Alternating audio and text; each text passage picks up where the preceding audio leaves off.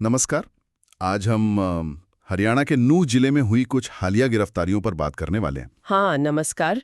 ये जो मामले सामने आए हैं नूह से, ये साइबर फ्रॉड के कुछ काफ़ी अलग-अलग पहलुओं को दिखाते हैं। बिल्कुल। हमारे पास जो जानकारी है कुछ लेखों से, वो बताती है कि कैसे एक ही छोटा सा इलाका मतलब नूह साइबर क्राइम का एक अजीब सा गढ़ बन गया है। तो आज कोशिश रहेगी कि इन गिरफ्तारियों के बहाने हम समझे कि साइबर ठगी आखिर कितने तरीकों से होती है और ये अपराधी क्या क्या तिकड़म लगाते हैं। सही। और ये जानकारी शायद हम सबको मतलब आम लोगों को थोड़ा और सावधान रहने में मदद करे। हाँ, क्योंकि देखिए ना, एक ही जगह नूह और वहां से बिल्कुल अलग तरह के स्कैम। एक तरफ तो वो नौकरी वाला झांसा, हाँ, वर्क फ्रॉम होम वाला, और दूसरी तरफ साइबर ठगों को ही नकली सामान जैसे सिम कार्ड वगैरह सप्लाई करने का धंधा। बड़ा ऑर्गेनाइज लगता है सुनने में, है ना। चलिए थोड़ा खोलते हैं इसे। तो नूह पुलिस ने तिरवाड़ा और फिरोजपुर डाहर इन गांवों से कुल 6 संदिग्ध साइबर अपराधियों को पकड़ा है। अच्छा। और इनके पास से मिला क्या है?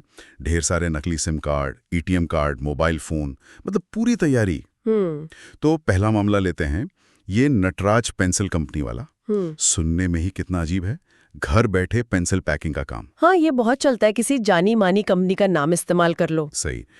तिरवाड़ा गांव के 2 भाई हैं, तौहीद और वाहिद। ये पकड़े गए हैं। करते क्या थे?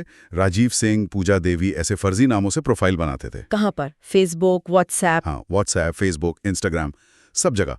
और लोगों को फंसाते थे, कहते थे कि भाई भर्ती की फीस लगेगी, सामान का पैसा लगेगा। और फिर पैसे लेकर गायब। बिल्कुल। देखिए, ये तरीका ना ये दिखाता है कि अपराधी कैसे लोगों की, खासकर नौकरी ढूंढने वालों की जरूरत का फायदा उठाते हैं। वर्क फ्रॉम होम का लालच आजकल बहुत है, और ऊपर से नटराज जैसी कंपनी का नाम, तो भरोसा जल्दी बन जाता है। हाँ, वो तो है। तो ये दिखाता है कि ये कितना प्लान करके किया जाता है। ये सिर्फ मतलब ऐसे ही नहीं हो जाता, पूरी प्लानिंग होती है इसके पीछे।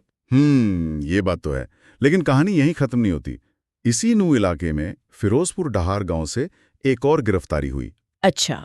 मोहम्मद तस्लीम नाम का एक आदमी पकड़ा गया है, धोखाधड़ी के ही आरोप में। पर जो ज्यादा चौंकाने वाली बात है, वो क्या? वो ये कि इसके साथ 3 और लोग पकड़े गए। और इनका काम क्या था पता है? क्या?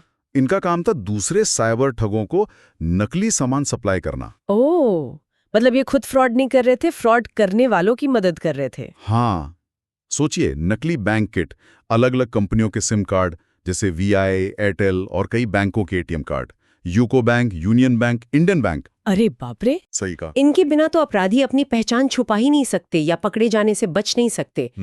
तो अगर इनकी सप्लाई करने वाला गैंग पकड़ा गया है, हाँ, तो ये दिखाता है कि ये मामला सिर्फ कुछ अकेले लोगों की ठगी का नहीं है। ये एक ऑर्गेनाइज्ड नेटवर्क हो सकता है, जिसकी जड़ें शायद काफी गहरी हों। मतलब ये एक तरह से अपराध के मददगार है ना, इनेबलर्स जिन्हें कहते हैं। हाँ, बिल्कुल सही शब्द है।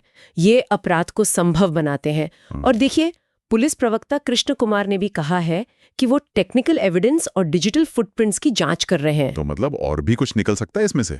बिल्कुल।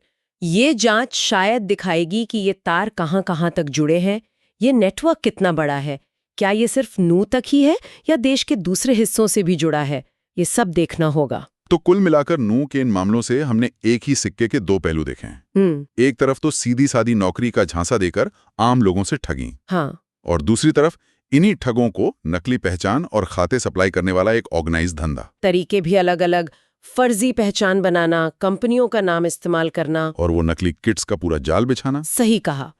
ये गिरफ्तारियां असल में दिखाती हैं कि साइबर अपराधी कितने साधन संपन्न हो सकते हैं और कितने ऑर्गेनाइज्ड।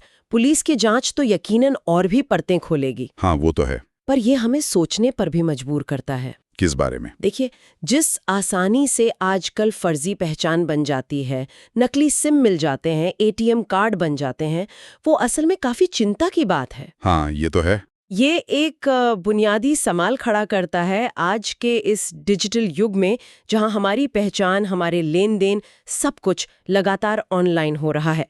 हम अपनी सुरक्षा कैसे पक्की करें?